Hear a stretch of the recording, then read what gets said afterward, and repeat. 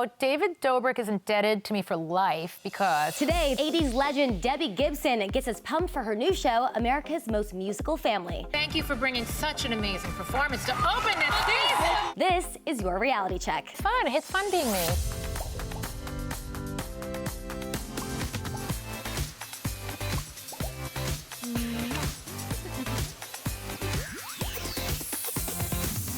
We're dancing. Yeah. Happy Halloween, reality junkies. I'm Andrea Boehlke. Welcome to Reality Check. Joining me today is the beautiful singer, songwriter, producer, actress, and now judge of America's Most Musical Family. It's Debbie Gibson, the legend. How's it going? It's going great. You look adorable. Well, thank you. I'm a little cheetah. These boots are epic. I haven't taken them off since I got them. Yeah. They're Louis Vuittons, which, by the way, I was never into expensive shoes.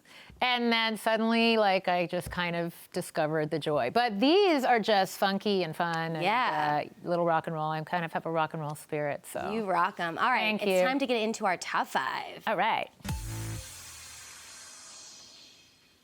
At number 5, Gavin Rossdale had some extra special company at his birthday dinner. On Wednesday, while celebrating his 54th birthday, he was joined by his 4 children for a festive meal. During the gathering, the group took a snap together, which Gavin shared on his Instagram with the caption, "I am in heaven, grateful for these 4 miracles." The musician shares sons Kingston, Zoom, and Apollo with his ex-wife, Gwen Stefani, as well as daughter Daisy with ex-girlfriend Pearl Lowe. Very cute to see them all together. It's nice to see them all together. Yeah. Do you have a favorite birthday celebration that you remember? Oh my goodness, girl, you're putting me on the spot. Yeah. Hold on. You know what? I'm going to go with this year. I got to say, I had just finished taping the show, America's Most Musical Family, which I know we're going to get into later. And some friends of mine had surprised me with gathering a bunch of people, just a brunch. It was simple, but it just was a lot of my favorite people from different parts of my life put together, which is one of my favorite things. And I like simple. And it was a surprise? It was a surprise. That's cool that no one blew the cover, right? I know. I didn't know who, I was like, well, they stole my phone or something. I don't know what happened. Amazing. It was very covert and very cool. And just simple. And the sun was shining in LA and the food was good and the company was amazing. Yeah, good job, friends. All right. At number 4. Kane Brown is a dad. The country singer and his wife, Caitlin, welcomed their first child, a daughter, on Tuesday. Kane shared the news on his Instagram with a photo of him and his wife with the caption, "Welcome to the family, Kingsley Rose Brown." Very sweet cute. and cool name. First of all, can I just say hats off to all parents out there? Because, I always say this, I have no shame in saying I have that, showbiz girl Arrested Development thing because I don't have kids. I can barely get myself ready in the morning, you guys. I just don't know how parents do it. I'm always in awe. I don't know either. I'm a mess, and I just can't imagine caring for I have 2 dachshunds, and it's hard enough. No, but really, so congrats to the happy couple. I have plans, and that's enough for me for now. All right, at number 3. Got you beat. Okay. Kevin Hart is trolling his friend Dwayne "The Rock" Johnson for Halloween this year. The 40-year-old actor shared a funny video to his Instagram on Wednesday, dressed in The Rock's iconic 90s-era black turtleneck outfit. This is so awesome. Those guys. His friends made a hilarious video to tease a new trailer for their upcoming movie, Jumanji: The Next Level. Do you like when people dress as you for Halloween? I love it, and I even get people like Keiko Lynn just posted something of herself as a little girl dressed as me, and people do throwbacks, and it's such an honor. I feel like it's one of those you've made it when people dress like you for Halloween. It's so flattering. What's the number one thing that people say to you on the street? You were part of the soundtrack of my life, of my childhood, which is the best. You never get tired of hearing that. Yeah. And music is magical that way because it's we were all a part of each other's childhood through the music. So it's so wonderful. I love that. Yeah. I know. People are really, really super cool when they come up to me. Yeah. All right. At number 2. The Kar Jenner family is always prepared for Halloween, and that includes Little True. Khloe Kardashian outfitted her 17-month-old daughter in an adorable Swan Lake-inspired Halloween costume this morning, while revealing there were many more outfits to come. The reality star posed True Thompson near a pond in this adorable plush white tutu. That is very, very cute. I mean, why not? And by the way, I live in Vegas. Swan Lake is playing at the ballet right now, and it's making me want to go see it. But I think it's really good. Do you dress up your dogs for Halloween? I haven't, and in fact, I just feel like I know a lot of people dress their dachshunds in hot dog costumes, and I just feel like mine would just know, and they'd be mortified. Be like, Mom, they're kind of really smart, and One of They them, don't have time for that. I have things like for the Christmas season that's kind of like a reindeer-inspired pajama kind of coat thing. But oddly, I haven't really done the Halloween thing. Yeah, I mean, Christmas is enough, I think. I think it's enough. And they have really cute sweaters. I mean, I'm all about getting them like jerseys and sweaters and stuff like that. That's so cute. Yeah. All right, and at number 1. The Queen of Christmas still celebrates Halloween. On Thursday, Mariah Carey got in the spirit with her twins, Moroccan and Monroe, and her boyfriend, Brian Tanaka, with a spooky pumpkin carving session. Her son impressively carved Millie Bobby Brown's Stranger Things character 11, while mom carved Not Yet into her pumpkin, alluding to her upcoming album and tour. So next month's going to be the 25th anniversary of her holiday album, which is so cool. Oh, come on. Are you pumped for the tour? I love that. I mean, All I Want for Christmas really like defined kind of the idea of making a new like contemporary holiday classic that's a throwback to the 60s. So I love her. And you know what?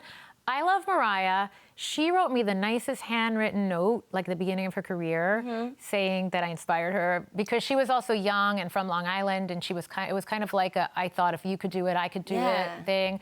But I love it. It was like the kind of stationery you get at your local stationery store, personalized with the blue M and Mariah. It was really cool. I'll never forget that. Where do you keep it somewhere in your house? I do. It's in with like I played the teenage version of Katy Perry's mom in one of her videos. There's a handwritten note from her as well. And I did that. So was that after her first album? Which one? Mariah's first album? Yeah, like it was her first album. Yeah. It was early, yeah. That's so cool. I know, it's really cool. You never forget those things. Like, that's a lost art, writing thank you cards and I know. things. So I love seeing that because I think she really is a traditional, like, she's super sexy, she's a vixen, she's a diva. But I love that she always seemed very wholesome and down home, like kind of almost geeky, like into the holidays in that way and everything. So I kind of love seeing her with her boyfriend pumpkin carving. We have so many more questions for you in a little bit. Thanks for helping me break down the top reality news. You got it, We're going to go to a break, but when we come back, I'm putting Debbie in the hot seat, so stay tuned.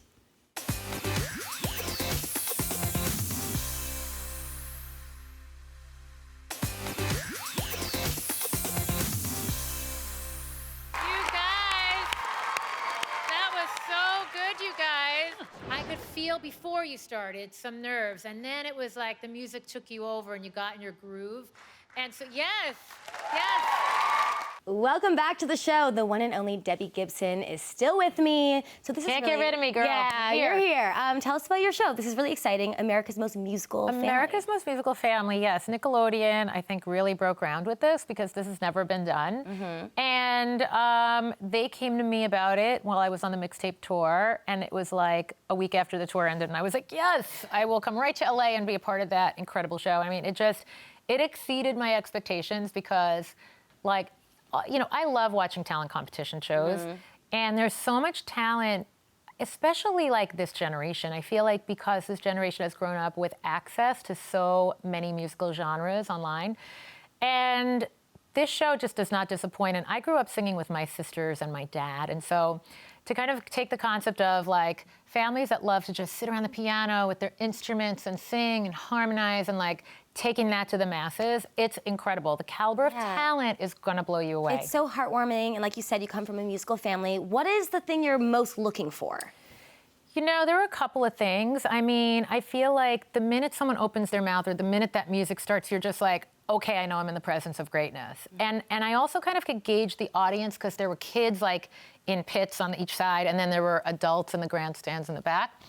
And a lot of the, well, not a lot of the acts, a few of the acts inspired like spontaneous standing ovations from the adults, which is kind of like, you know, that magic is happening. And, you know, I think that obviously with harmony, there's a family blend, and there's like, you know, they put the work into the harmonies, and that's important.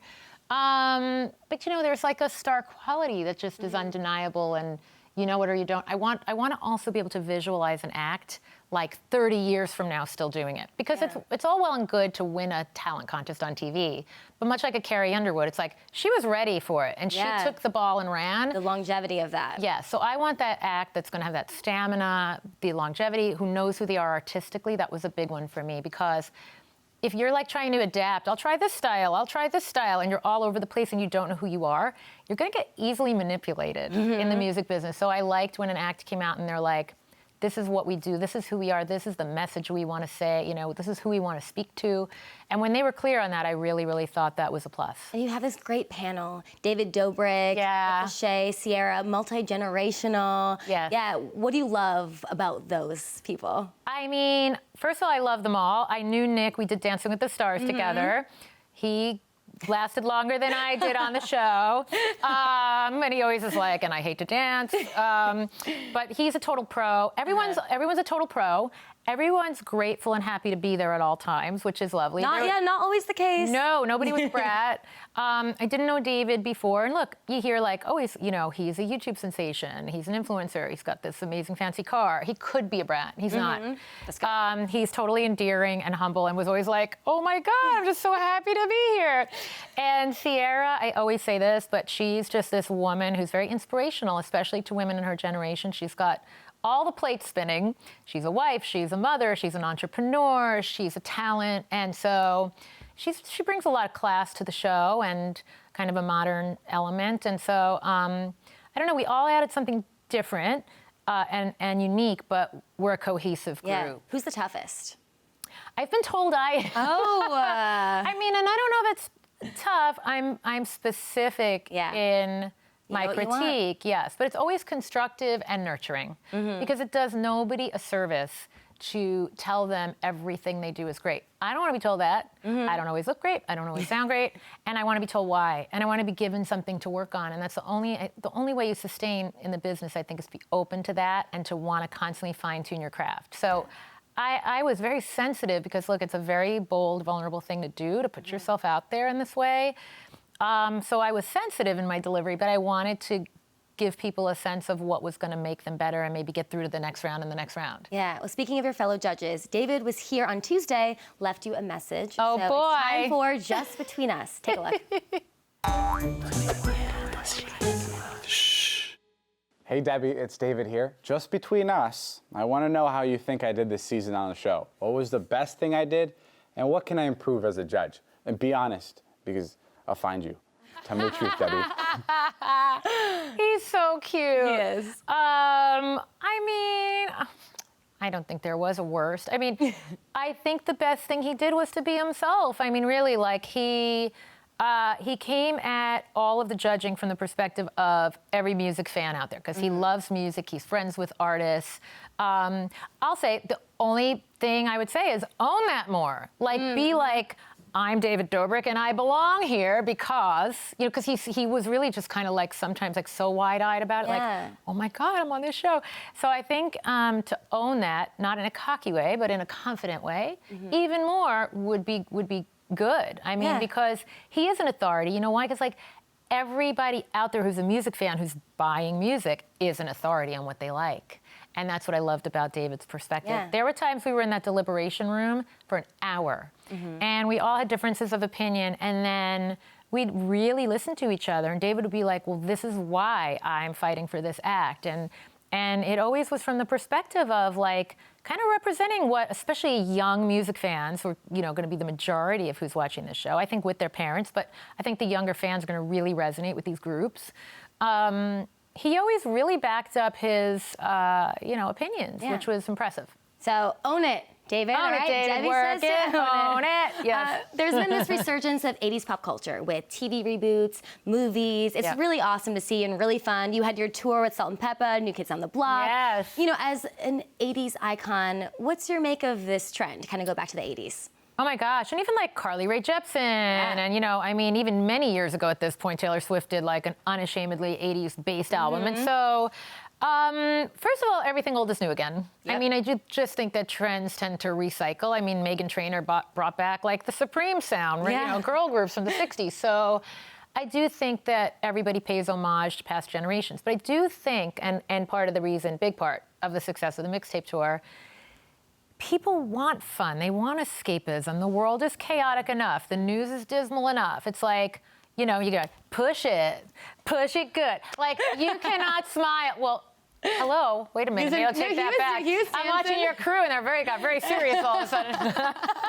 But you kind of can't help but smile when Salt and Peppa's out there rocking Push It. Yeah. And everybody on the tour was like vital and vibrant and young. Like nobody looked like, they're washed up. What are they doing up there? Like everybody was like in their prime up there. Yeah. But I do think that that's also a representation of like my generation feeling younger and more vital than ever. And that music reflects that. It takes you back, but it also kind of moves you forward because it revitalizes you. And I think people feel that in the movies and the music. There's a simplicity, there's an honesty, there's like an innocence to it all that's lacking a little bit in culture today. So I think people just kind of want a taste of that with their modern elements. And I love modern music. I'm not one of these people that goes, everything good was done 30 years ago. It's like you may as well just, end it. Like, it's like, there's a lot of life to live, and there's a lot of young, vital, energetic music, artists of all ages really making modern music that I want to listen to also. Yeah. But I do like combining the elements. We like the throwbacks. Yeah, but I like combining elements.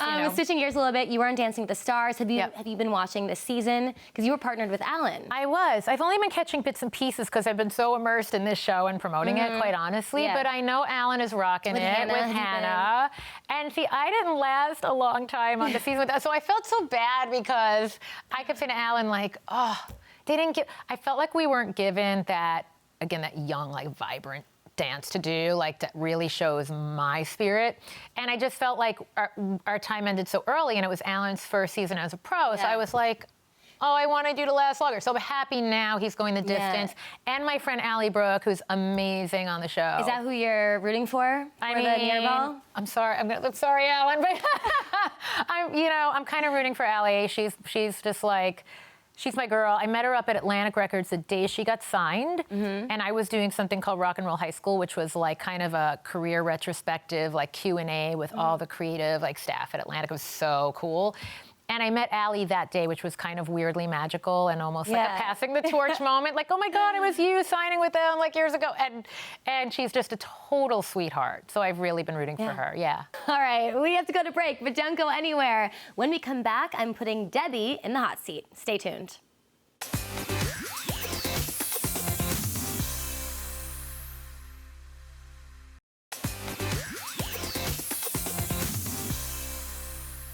Hey, you're watching Reality Check. I'm Andrea Boehlke here with the legendary Debbie Gibson, and we're getting a little comfortable here. How are you doing? We are. I just had to kick up my heels. So you're a judge on the new competition show America's Most Musical Family, and you recently completed your 80s flashback mixtape tour.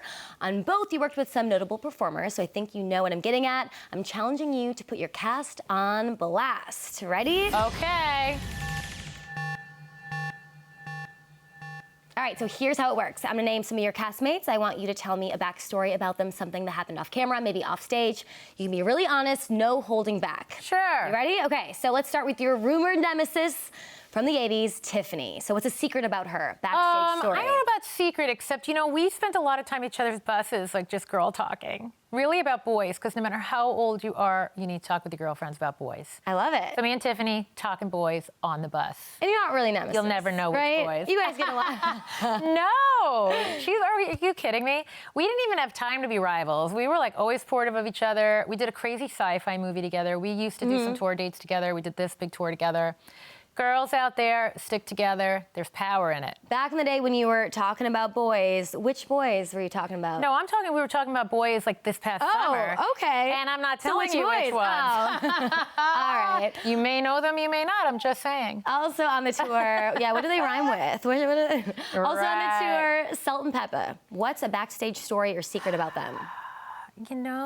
Again, secret. I'm just going to say, I know this is like maybe not, I don't know, whatever, not interesting, but maybe it is. But I bought us all of us girls, matching mixtape leggings, and we all rocked them on tour. But they're fun, they're game like that. All the girls on the tour were really game like that. But they're like total pros, you know what I mean? Like, everyone's like just super chill and showing up, and then they like kind of put their vibe on, like their costumes, whatever. I will tell you this: they had wardrobe crew on the road just to freshly paint the dancers' sneakers and sneakers, like graffiti up their costumes.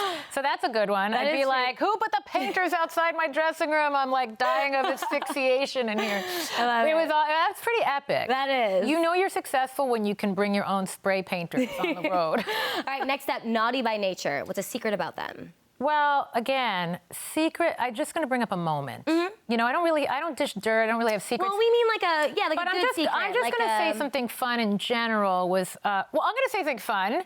They invited my doggy wrangler to the who had the wedding? Who got married? Tretch got married, right, Heather? Yeah, so Tretch got married, invited my doggy wrangler to his wedding in New Jersey. And he went. Really? Yeah, but I just love that in the set, it went from hip hop hooray, ho, into me coming out doing, can't you see I'm not fooling nobody at the piano. And I just remember being in the piano lift like, because, I'm doing a ballad, so even though it's a big, loud concert, I'm trying to, like, center and ground and emote.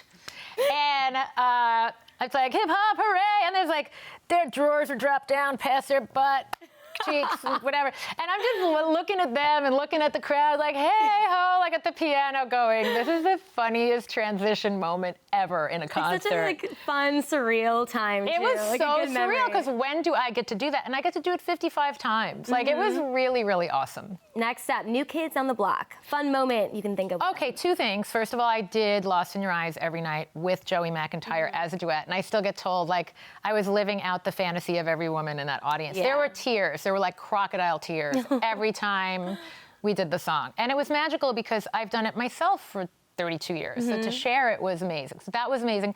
And then my favorite backstage moment was with Donnie when I went up and hugged him after one of the concerts. And I looked at him and I said, just because he's just such a great guy. So I was like, just because. And then he goes, because. And I go, because. And he goes, because. We go, because. And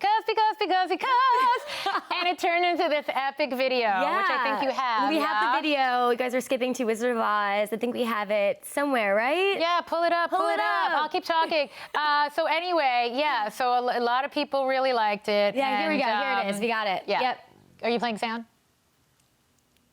No, not playing sound?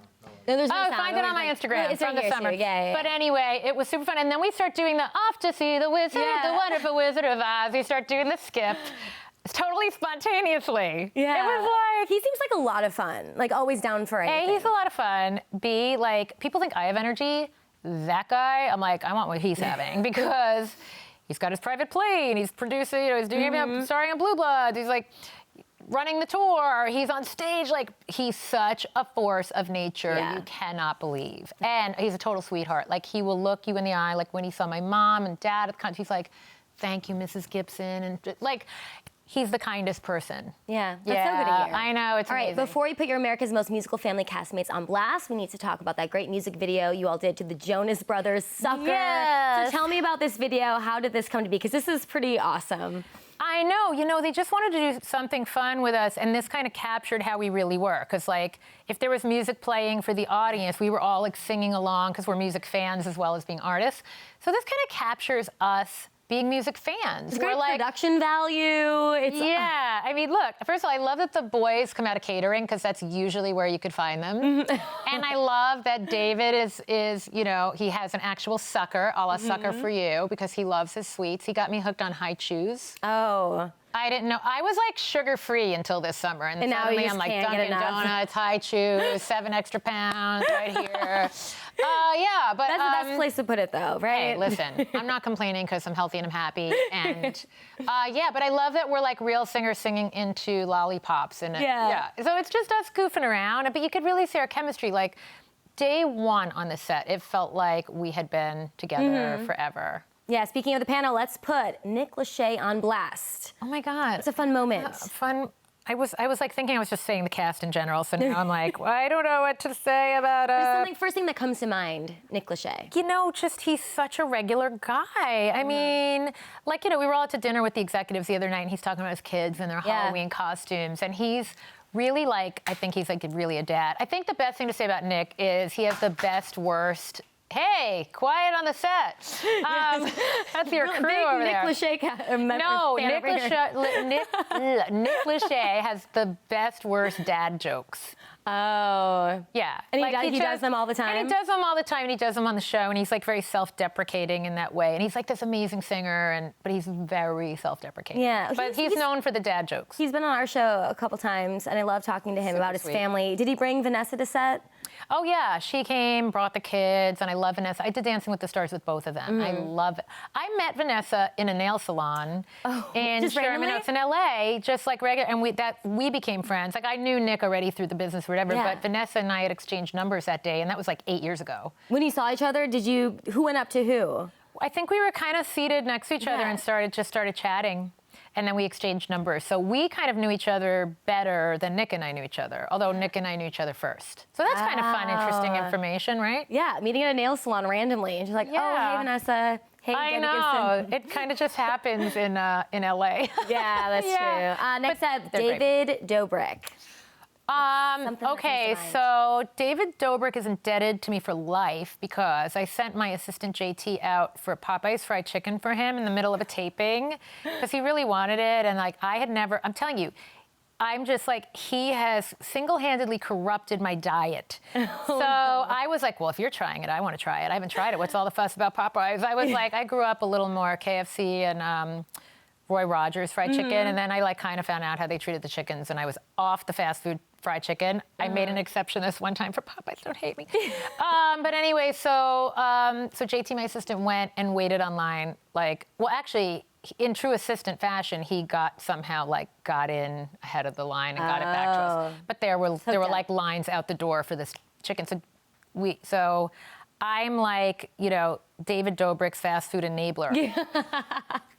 What I'm trying to say. Lastly, your girl Sierra. There's not anything crazy to say about what I love about her. She is a goofball. Like she's like this queen, diva, gorgeous, whatever. But she is truly. I know what story I want to tell about her. Okay. Again, I'm going to bring up. I was having a little boy drama. Again, I'm not saying with it. What's the boy drama? Never. Just give me a little bit. Listen. All I'm going to say is it doesn't matter how old you are. They're all boys. Yeah. And you're dealing with the same crap. Your age, my age. It doesn't matter. Is it just the communication? Is that kind of the thing? That's the thing. How did you know? Because I deal with boys. And the communication is not always there. And words have to match actions.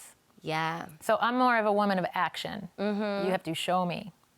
But that aside, what I love is that I poked my head into Sierra's dressing room because she was like, you got to come talk to me about because, her love life's like on point, right? Yeah, so but she also probably loves living vicariously through you. Well, I was like, if I'm going to have, I deemed her like my love coach. I was like, you're going to be my love guru because you clearly are like, winning in the love game, right? By the way, I also say this like in a funny way because even at my age, I've been in long-term relationships before, and I'm not even in a rush for the next chapter because the freedom of being solo is also not wasted on me. Oh. Like I'm loving my life right now. But she was FaceTiming with her hubby, and so I got love advice from her hubby, who told me I need to define for myself my 5 non-negotiables. Oh, what are they? And so I don't know. The communication's one of them for sure.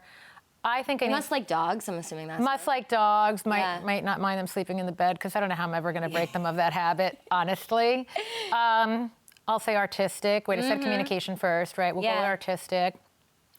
Must be super confident to be with an independent woman. A lot of people say they are, and then they're like they slowly try to dim your shine, so to speak.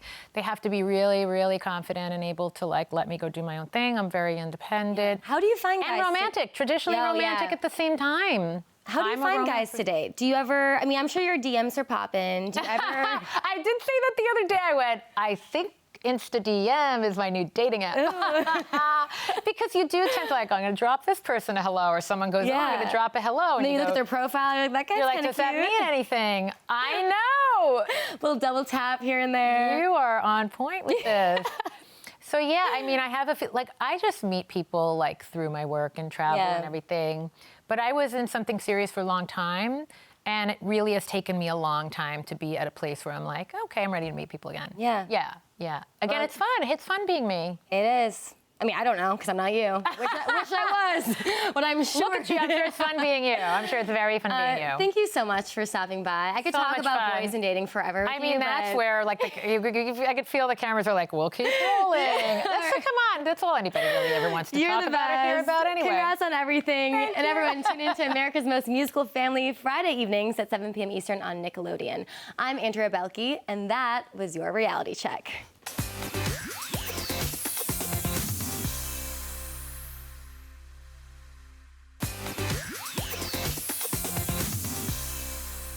Well, that's it for today and this week. Big thanks to our guests, Debbie Gibson and Georgia. They were so fun. Make sure you are following People on Twitter so you can catch the latest episode of Reality Check, which streams Monday through Thursday at 4:30 p.m. Eastern. Before you go out trick-or-treating, here's a throwback treat featuring the infamous Kardashian clan.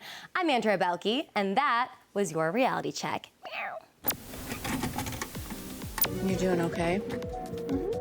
Today I'm going to jail, and I just want to get it over with and never have to worry about it again. In this 2008 episode of Keeping Up with the Kardashians, Khloe is headed to jail for violating her probation from a previous DUI arrest. This is kind of serious. We have 10 minutes. Mom, suck my... On the way, Khloe keeps her cool, while Rob is completely clueless. Were you not going to call me to say ta-ta? What am I talking about? Your sister's going to jail. Have a little compassion. Chris is clearly worried sick, and Kim, well, Kim just can't stop being Kim. Kim, would you stop taking pictures of yourself? Your sister's going to jail. The Kardashian family perp ride is one of the greatest moments in reality history.